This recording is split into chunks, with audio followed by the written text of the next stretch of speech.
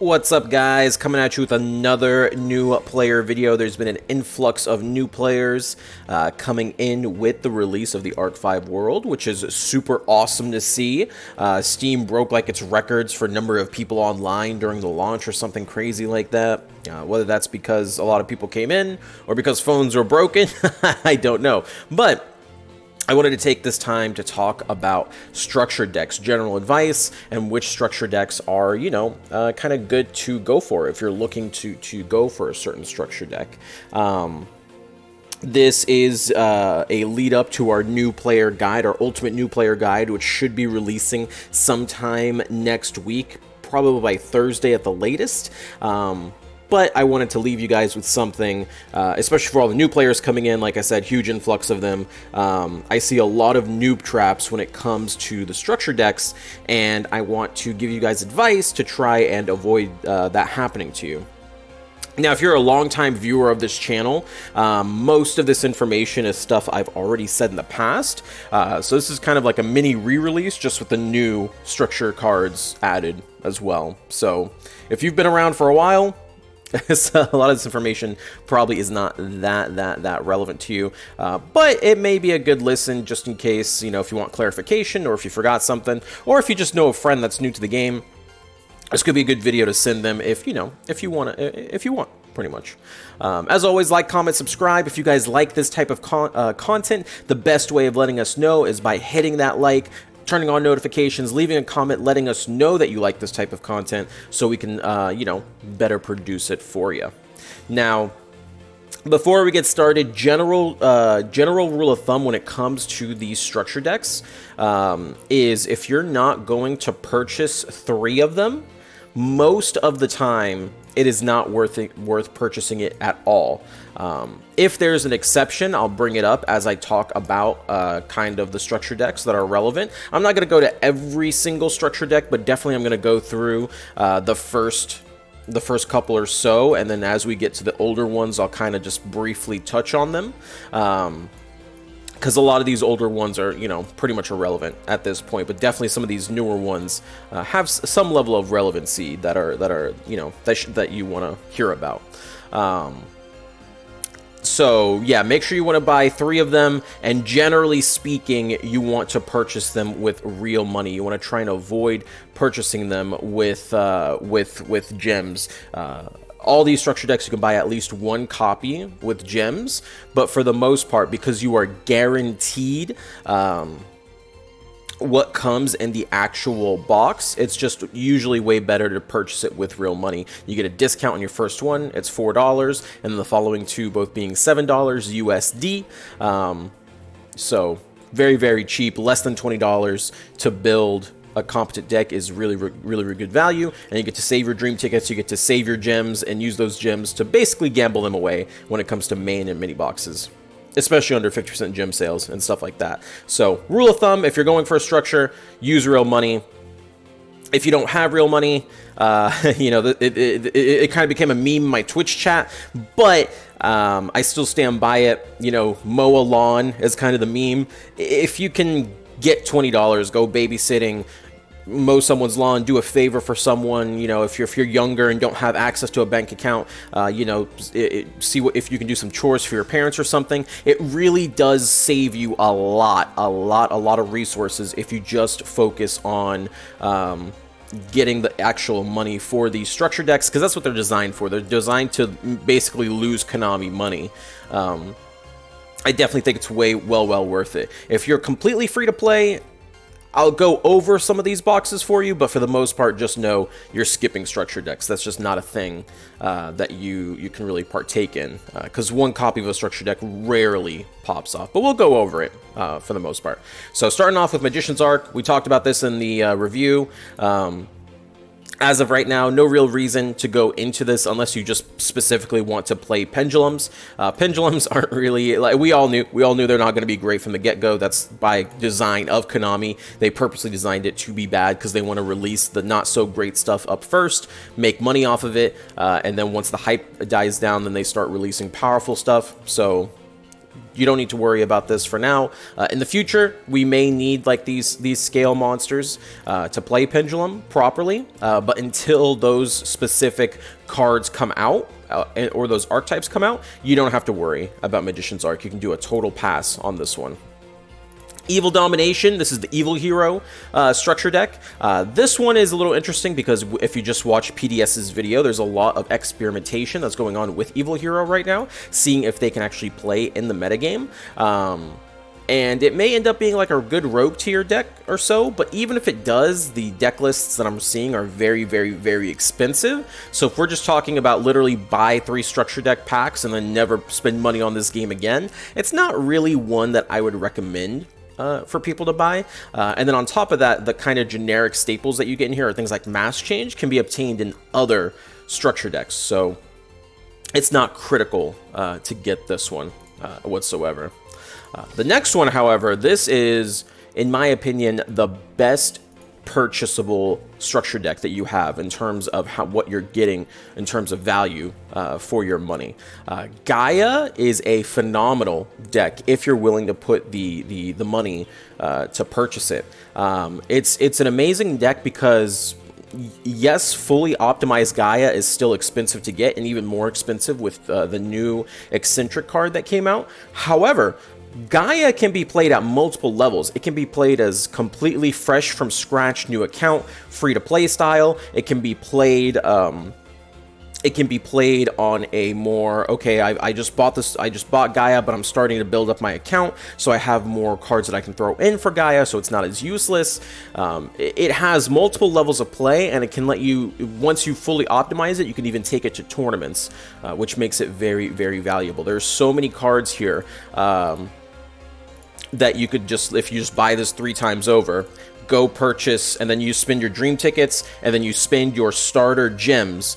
This is the most bang for your buck if you are willing to invest the startup, you know, less than $20 to get the deck going. It's really, it basically puts, pretend Duel Links is a buy to play game, put $20 down, never touch the game again and turn it financially, and you'll be solid with Gaia for whatever you want to do in the game. KC Cup, tournaments, whatever you want to do. So Gaia, one of the best structures you can get 3 times over. When we do that new player guide, we'll have a full build path for you guys for Gaia specifically, because I really do think it's one of the best new player decks. And it's really easy to pilot. It's it's a really easy deck to play. So that's fantastic for players just to learn Duel Links. Next up, we have Stardust Nexus. Stardust Nexus is one of the structure decks that just kind of lowered the cost of playing something like Stardust. I don't heavily recommend this, but it's actually not bad if you go through this 3 times over. If you're just a huge Yusei fan or a 5Ds fan, this is a very viable King of Games deck, and it's not that bad to build. You don't necessarily need to fully optimize it to hit King of Games with it, but it's just one that I would not recommend because you're only getting Stardust, and Stardust isn't that amazing. But if you really want to go for it, it is playable while still being free to play, unlike something like Evil Hero. You know, I'm not going to hate you for purchasing this, but I would not recommend it. Next up, we have Blue Eyes Evolution. Now, if you're not going to get Gaia, I would argue Blue Eyes is the next best choice. Blue Eyes gives you a bunch of fantastic cards to start your Blue Eyes kind of pickups. You've got the Whitestone of Ancients, you've got the Dragon Spirit of White, you got the cards of Consonance. There's a lot of cards in here that are required for the Blue Eyes strategy, and then after you get it, you can basically just go into one box afterwards, and you will have mostly optimized Blue Eyes White Dragon. Combine that with your Dream SR Dreams and UR Dream tickets, you'll have a pretty competent Blue Eyes deck. Now, the reason I don't usually recommend this over Gaia is you do need to go into that box to fully complete the Blue Eyes setup, because you don't have your most important synchro monster, where Gaia has all the extract monsters right out the gate, and it just needs the generic staples to get going. So you still have your core gameplay ready to go for Gaia, where Blue Eyes you don't.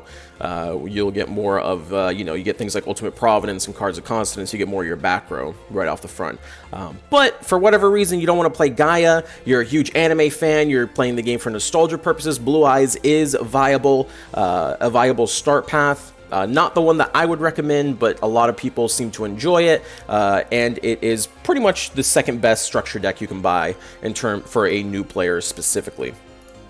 Next up, we have Tales of Noble Knights. I do not recommend you go into this. This box used to be really good, but no longer is. This deck has been too nerfed, and there are no generic staples in here. This is all strictly Noble Knight cards, so I would not go into this whatsoever. Gagaga Exceed, same thing here. I personally would not go for this. The only kind of cool thing is at this point is things like Bacon Saver, and then I guess the Exceed Gagaga Cowboy. But especially if you're coming from structured from TCG, Gagaga Cowboy is not as well, rapidly used in Duel Links. Not many people play this. It's very hard to usually get its effects to be relevant. It's just not recommended whatsoever. You don't need Gagaga Cowboy. Now, the one good thing I will say about this is a normal structure deck. There's EX and there's normal ones. The normal ones are going to be cheaper. You can see here you can buy 2 of these for just $2. So if you have $2 to spare, go in once for the Gagaga Cowboy, but just know you probably, even if you have it, you probably won't even use it. It's not that great in Duel Links. All right. Going up next, we have the Fire King, Return of the Fire Kings. This actually is not that bad of a structure deck. You get the Fire King package with the Fire King Island, the Onslaught, the Fire King High Garunix.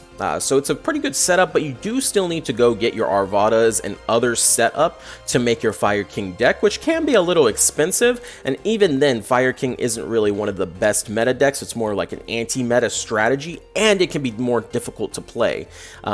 If you know how Fire Kings work from TCG or somewhere else, and you're interested in playing them in Duel Links, it is very viable, but it's not exactly new player friendly because it is a lot of upfront investment. It's not like Gaia or Blue Eyes where you kind of buy the structures, and then with Blue Eyes' case, you just go buy a few more things. Gaia, you go pick up a couple of generic staples, and you're good to go. And then those generic staples, even if something happens to Gaia, you can use them on later decks. Fire King, you got to go pick up, your Arvadas. You got to go pick up your hand traps. There's a lot more going on, and it's more difficult to play. Viable, but not one I would recommend. Only if you really, really want to do it. Hero Generation, this is an interesting one because there are good kind of PvE decks that you can build with Hero, but more importantly, there's actually some really nice cards in here. So that Mass Change shows up again here for free, basically. So if you're going for Mass Change specifically to play Hero Strategy, I'd much prefer you get it out of this box because you get things like the Favorite Hero, you get things like World Legacy Clash, and then you get things like a Mass Hero Koga. All these are really, really, really good, not only for heroes, but World Legacy Clash can be played in other decks. I personally, and again, this is one of the cheaper ones as well, so if you're looking for, like 2 copies of World Legacy Clash, this is actually a really, for $4 you can get World Legacy Clash. If you're just looking for 1 copy of Koga because you have Mass Change, you can go get here. If you need Favorite Hero and you want to get the Neos package, you want to go in for a farm deck or something, it's actually an extremely cheap way to get a farm deck. Again, not one that I recommend, as heroes are not really a viable strategy these days, but it's good to keep in mind in the future because there is a lot of value in here. It's just that value is rarely used as of right now. Next up, we have Gladiators Storm. There isn't really anything you need in here. Gladiators are not really relevant right now, and the generic is the Unexpected Die, and that's not really being used as of right now. It'll probably come up later, but I would recommend buying this only when that later strategy is relevant.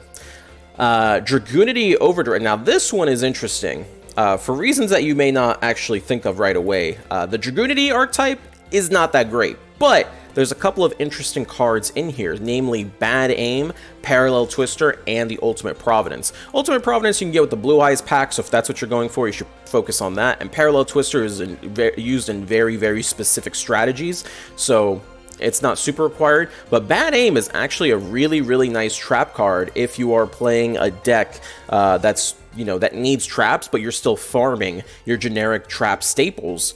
you can actually just kind of go in here if you have some spare cash. Like, let's say you're just building something like Harpies, for example, and you're at this point, you've been fully free to play, and you've got a bunch of the Harpy package, but you're having difficulty disrupting your opponent. You may want to pick up 1 or 2 of the Dragunity Overdrive structure decks, just to have a guaranteed decent back row card. Now, is this card going to be replaced once you get more and more back row? Probably. You're probably not going to use bad aim for too long, but this card does still see minor play to this day. So basically just getting this as an SR for free. It's not a card that's good enough to spend gems on, not a card that's good enough to spend dream tickets on, but if I had the opportunity to pay $4 to get a copy of this, it's actually not a bad deal when you really think about how many decks this could fit in, as kind of a band-aid until you get better cards.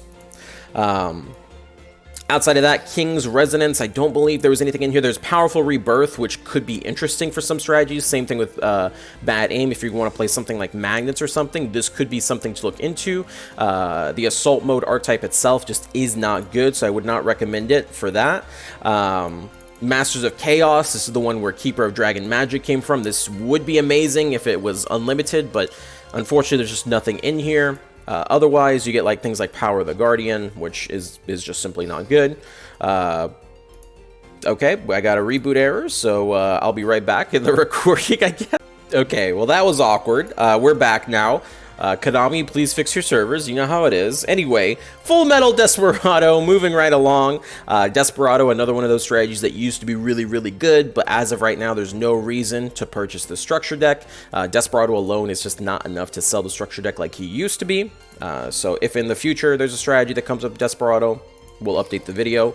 Return of Red Eyes. Now, I have a lot to say about this one. This is one of those ones where people purchase it because they think, oh my goodness, Red Eyes Fusion is so good. I could, if I just open this one card, or if I just search for this one card, I immediately have a big beefy boss monster. It's so good.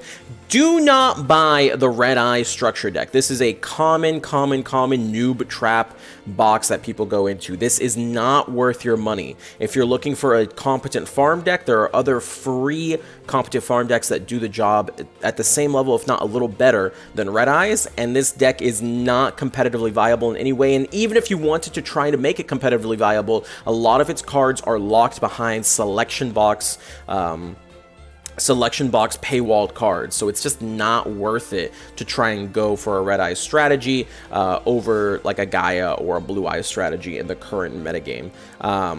Yes, if you open up your Red Eyes Fusion, you could summon a big boss monster, but you have to think about it. You are also playing useless cards in your deck, like Red Eyes, the Red Eyes card, the Red Eyes Black Dragon card. You know, what we call in the Yu-Gi-Oh community a Garnet, a card that's literally useless. If you draw it, it's just there to fulfill the conditions of another card.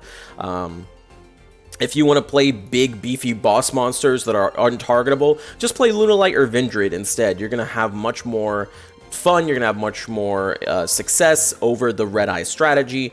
Do not buy Red Eyes. It's a very common new player trap. Do not do it. I'm warning you now. Next up, following up with the new player traps, is what I see a lot of people do. They'll buy one copy of the Red Eye structure, then they'll buy one copy of the Neo structure, and they try to combine the two in hopes to make like a jank deck. The Neos box. And right now, Neos Fusion is not used for any sort of common strategy. So it's not critical that you get it, but Neos Fusion itself is better than Red Eyes Fusion because you can use it as a card to just send cards to your graveyard for future use. Right now, it's not super critical, but it is one, again, to keep your eye on, kind of the same with Bad Aim. This has some good purchasing power if specifically you're playing a deck that can play Neos and does not have to use the Limit 2 slot, which currently there are no meta decks that do that, but they pop in and out of the game from time to time. If you're going to choose one of these, choose the Neos EX. Do not choose the Red Eyes. Red Eyes is awful. And then that's pretty much it. The only ones left are things like Ancient Gear, Silent Bound Silence, which gives you the Silent Swordsman, who just isn't good right now. Ancient Gear is just too old and nerfed. White Dragon, a Legend. You could just buy the new Blue Eye structure deck, and everything that is good in here is already in there, so there's no real reason to go in here. You don't want like Bingo Machine or anything like that. There's just no usage for it. Synchro connection, the new usage synchro is so much better. Silent Magician, it's just currently not playable, so there's just no decks that can really use it, so I don't recommend it. And then all these are just really, really old structure decks. The only one that's really worth going over are things like to get like a free polymerization, or the Destiny Hero Celestial. If you want like an easy farm deck, there's non-EX versions of this $2, and you get a really, really easy farm deck if you want to be lazy. But outside of that, there isn't too much to talk about when it comes to these older ones. They're just from a different time in Duel Links' career, where they're just not worth it. But all these top ones, especially some of the newer ones that came out, they are all cool because they're trying to lower the cost of the game to get you into the game and have like a viable deck without spending just buttloads of money to try and be relevant in the game. And that's pretty much it. I hope you guys enjoyed this video. Please let me know if I missed anything, or if there's anything that you guys can think of. That way I can write them down for the next time we inevitably have to do this video. To all the old subscribers, thank you guys for rewatching this video all the way to the end. If you did watch all the way to the end, say don't buy red eyes in the comments so I know that you watched the video all the way to the end. Like, comment, subscribe. And to all the new players, welcome to Duel Links. I hope you enjoy your stay. Feel free to join the Discord, ask us questions. We have a whole team of new player helpers that are dedicated to helping you figure out your path through the game. So come join us. Ultimate New Player Guide next week. See you then, boys.